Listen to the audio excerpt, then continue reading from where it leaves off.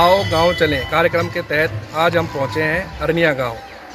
हम यहाँ की समस्याओं और यहाँ की सुविधाओं से हम आप लोगों को अवगत कराते हैं।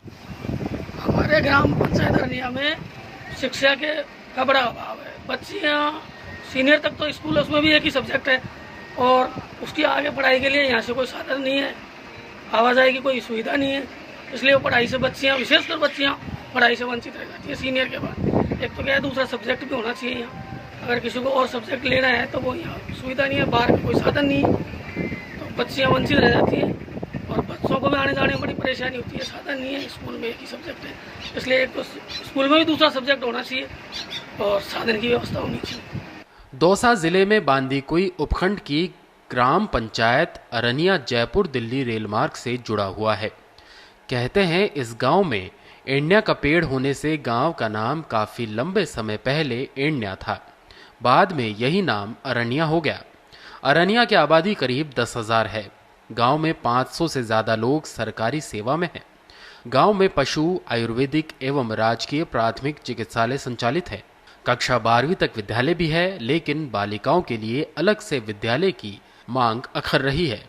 हमारे गांव अरनिया में बालिकाओं के लिए यहाँ पर स्कूल भी नहीं है और स्कूल में सब्जेक्ट भी एक है, इसलिए और यहाँ पर रोडवेज बसों की भी सुविधा नहीं है। इसी बालिकाओं को दूर दराज क्षेत्रों में पढ़ने के लिए बांदीकुई और दौसा जाना पड़ता है।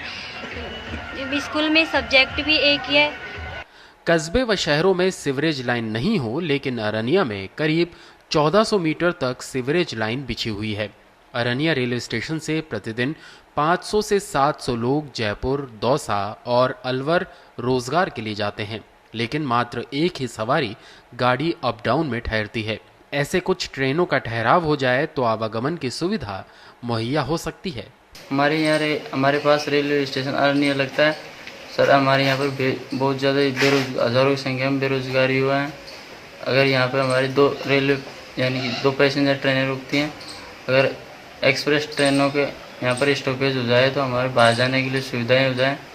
और हमारे यहाँ पर उच्च शिक्षा के लिए अगर यहाँ से बाहर जाने के लिए कुछ पैसेंजर ट्रेनें नहीं, एक्सप्रेस ट्रेनें नहीं हैं, अगर ये सुविधाएं हो जाए सर हमारे लिए तो बहुत बहुत धन्यवाद आपको। सर देखो, हमारे यहाँ ग्रामीण एरिया है, काफ़ी लंबे चौड़ा गांव है। आबादी के हिसाब से या जनसंख्या की क्षेत्र के हिसाब से दौसा जिला में सबसे बड़ा गांव कहलाता है। यहाँ अरनिया स्टेशन रेलवे स्टेशन है, इससे कम 10 पंचायतें जुड़ी हुई हैं। हज़ारों लोग यहाँ से आजीविका कमाने के लिए बांदीकुई को छोड़ करके अलवर, जयपुर जाते हैं। उनके लिए कोई स्पेशल ट्रेन नहीं है, सिर्फ 2 पैसेंजर हैं, वो भी और सुबह शाम की हैं, जिससे आजीविका पे सबसे बड़ा खतरा मंडरा रहा है। इस टाइम पर हमारे यहाँ के लोग 90% खेती बाड़ी पर और पशुपालन पर निर्भर हैं। तो हमें हमारे स्टेशन पर अगर एक्सप्रेस गाड़ी रुकती हैं तो हमारी आजीविका और हमारे नए बालकों को शिक्षा का भी उन्नति का मार्ग मिलता है। साथ ही सबसे बड़ी समस्या हमारे पास स्टेशन पर जो प्लेटफार्म बना है, वहाँ रेलवे ने डंडा कर दिया है।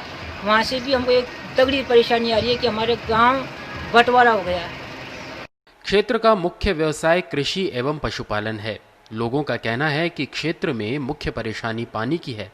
ऐसे में यदि इस सरदा से पानी पहुंचा दिया जाए तो बेरोजगारी के संकट से भी दूर हो सकते हैं, क्योंकि लोग अब भूजल स्तर गिर जाने से, फसल नहीं होने से शहरों की ओर पलायन करने को मजबूर हो रहे हैं। हमारे ग्राम अरनिया में 10,000 से ऊपर की आबादी है। तो हमारे यहाँ पर ज़्यादातर किसान भाई हैं। किसान भाइयों को खेती और जानवरों पर ही निर्भर हैं। हमारे गांव में पानी की बहुत ज़्यादा समस्या है। हमारे गांव के पास में एक तो रेडिया बांध है और ईसरदा बांध। यहाँ से अगर हमारे को पानी की व्यवस्था हो जाए तो हमारी ये पेयजल समस्या बहुत संकट में है। हमारे जानवर और हमारी कृषि के लिए भी पानी की बिल्कुल ही समस्या, बहुत ज़्यादा समस्या है।